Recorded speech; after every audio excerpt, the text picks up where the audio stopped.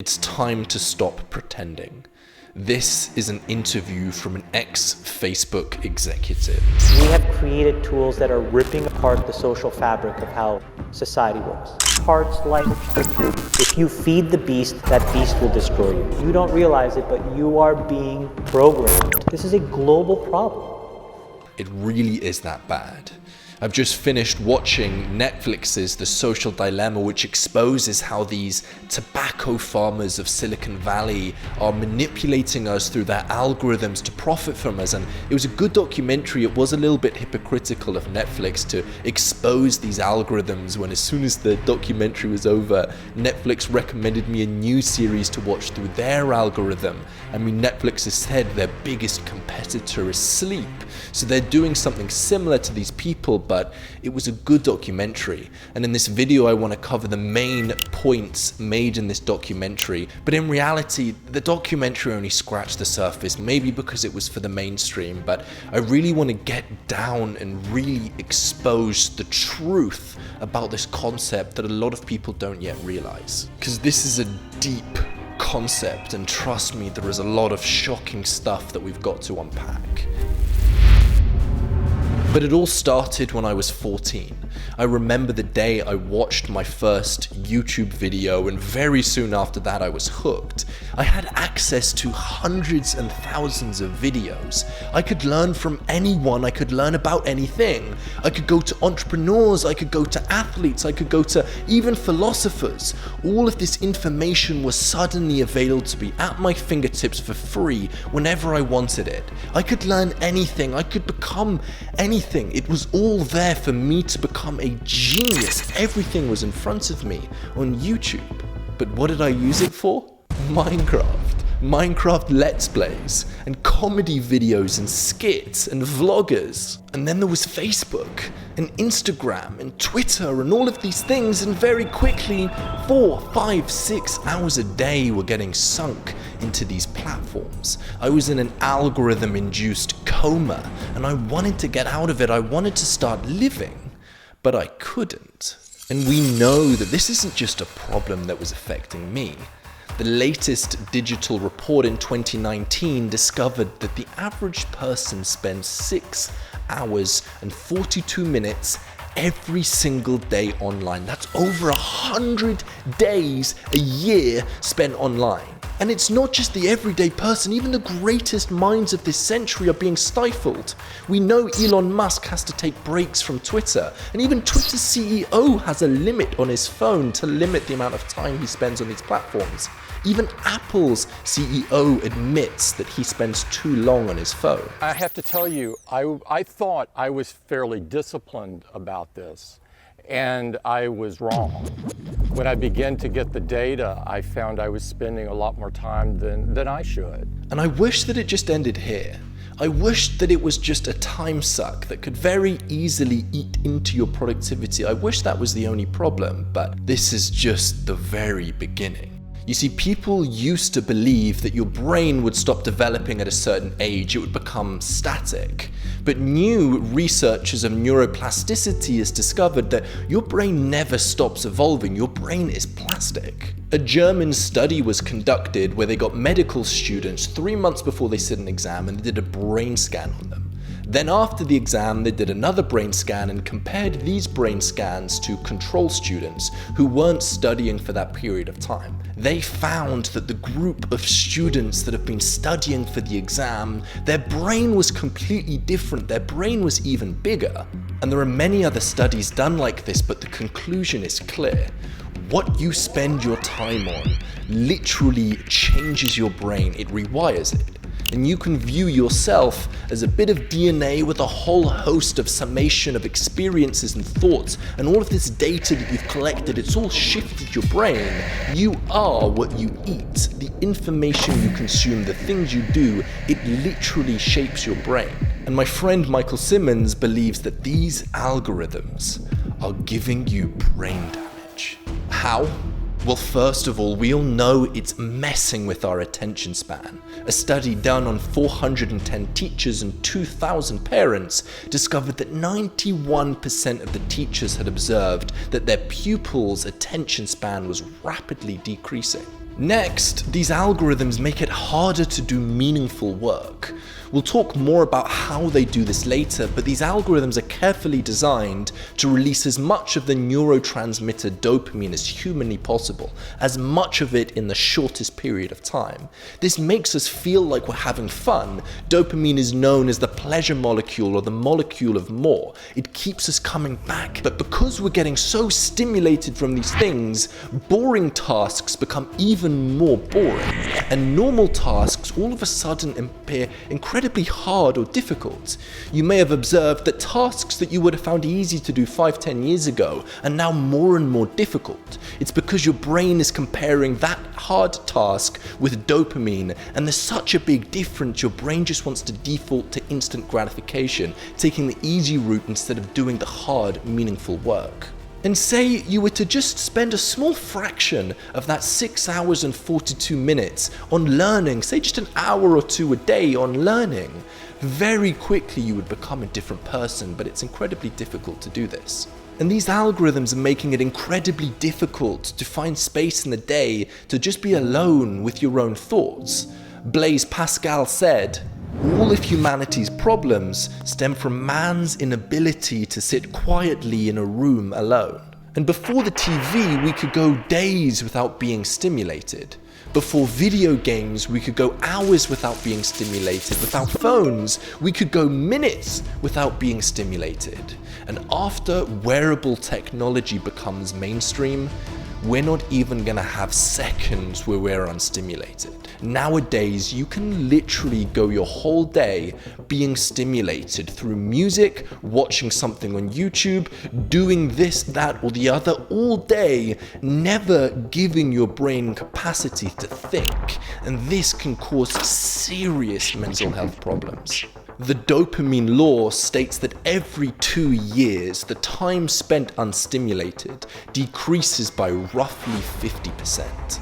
And also, we know that our newsfeed is making us self-conscious. We compare our reality with other people's fantasy, our real life with other people's projection of what they want people to view their life like.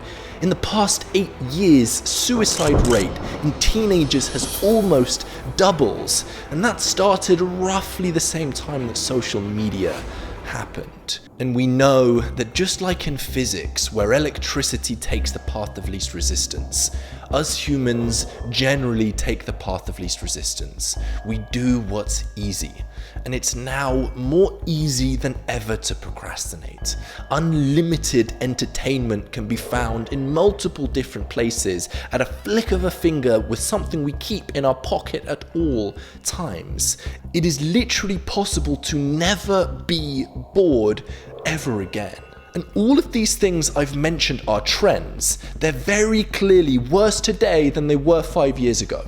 So what's going to happen in the next 5 years, or the next 10 or 20 years? Unless we do something, it's only going to get worse. But why has all of this happened? We have this incredible technology that we've never had before. It has the capacity to give everybody everything they need to truly improve themselves. All of the information, all of the knowledge can be accessed at our fingertips. What has happened? Well, most people, they try and point the finger. Maybe they point the finger at themselves. They say it's my lack of willpower that I've been caught up in these distractions.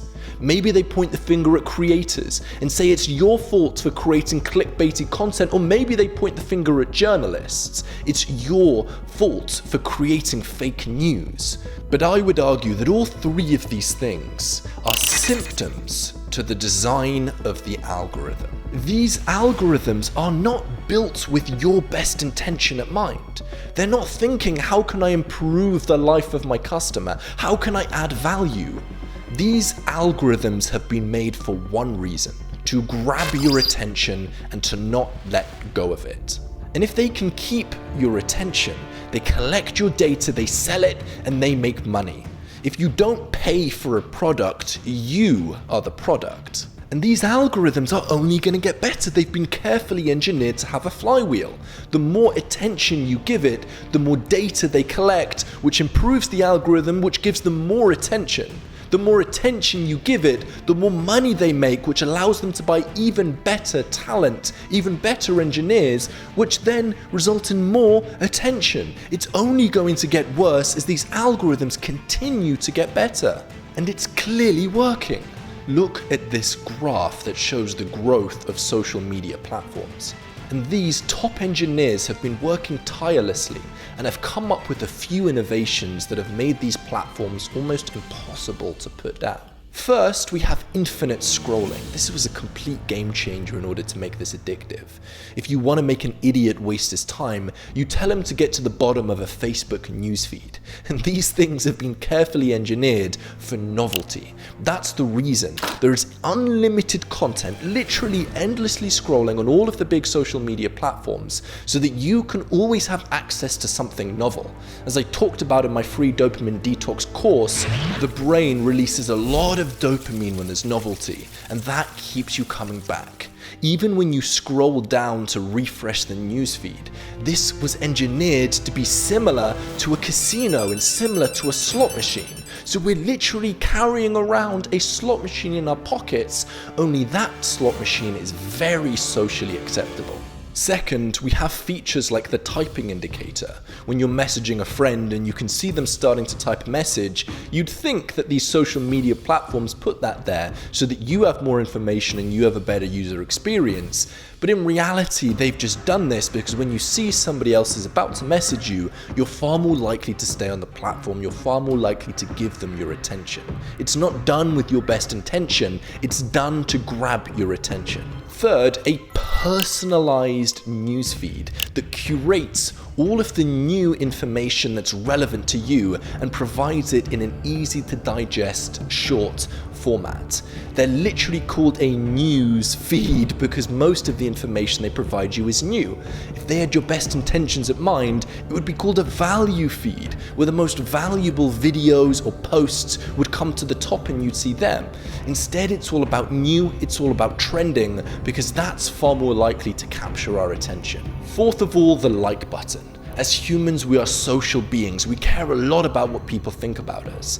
And these platforms introduced like buttons to make you feel like there's a lot of people that are socially accepting you. Because when we feel social acceptance, we get a whole lot of dopamine. So not only are we getting a ton of dopamine, but it also changes the algorithm to sort by popularity, not by value.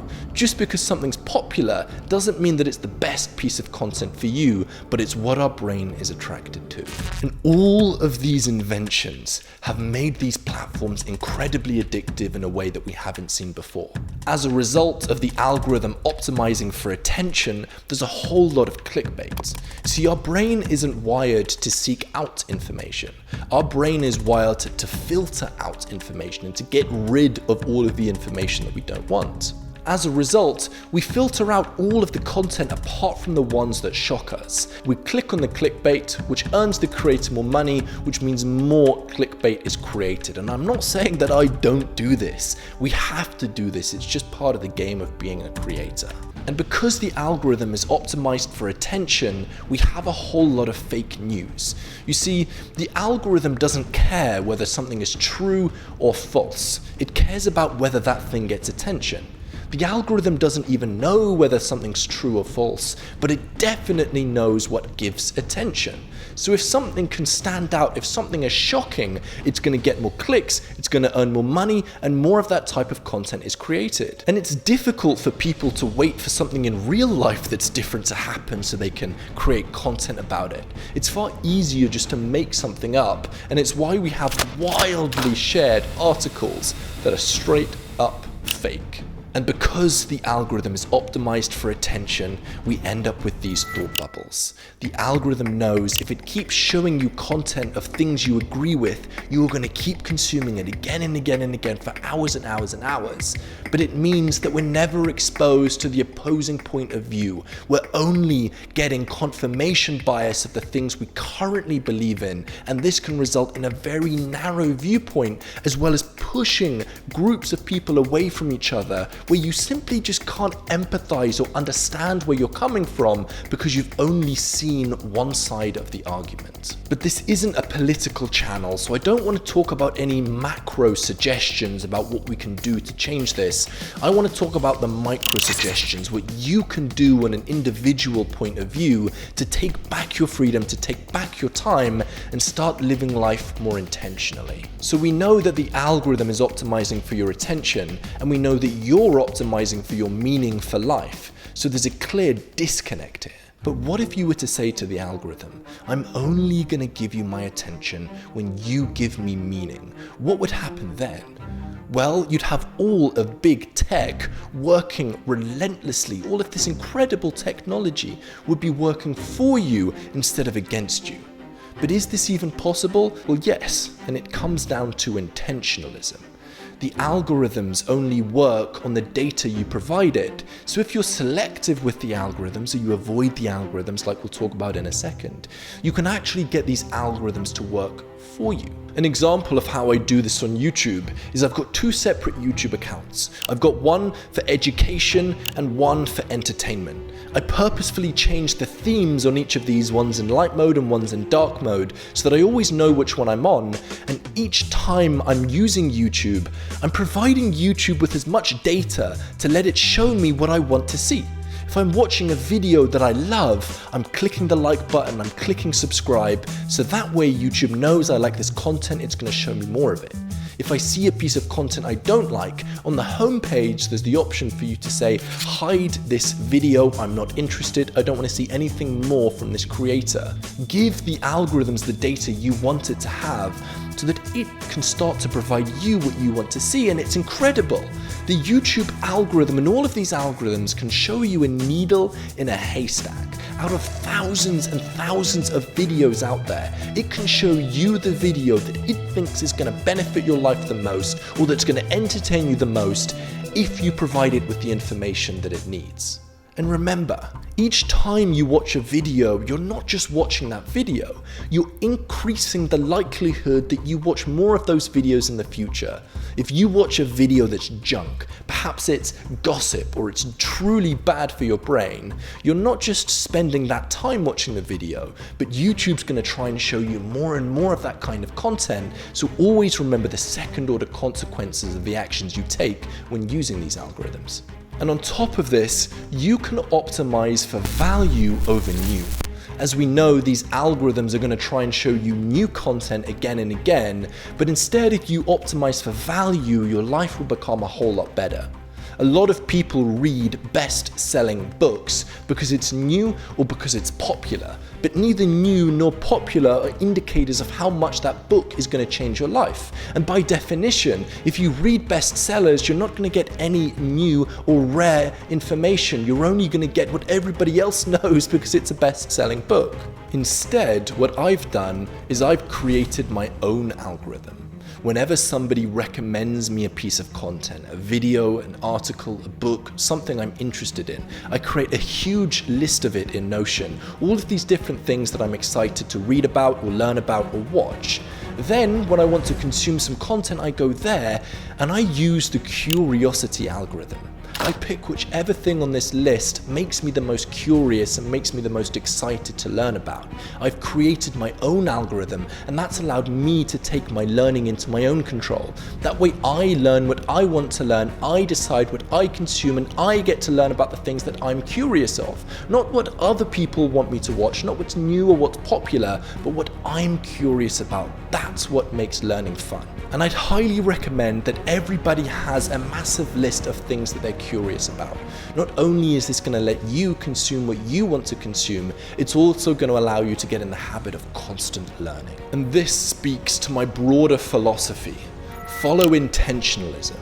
Don't let the algorithms control you, you control the algorithm. Another thing you can do is completely avoid the algorithm, and on screen right now is my dopamine detox series, which is going to allow you to take breaks from the algorithm. This is a serious problem, and I hope that myself and Time Theory can help as many people as possible overcome this problem. I appreciate you for sticking until the end of the video, and I'll see you in the next one. Some piece of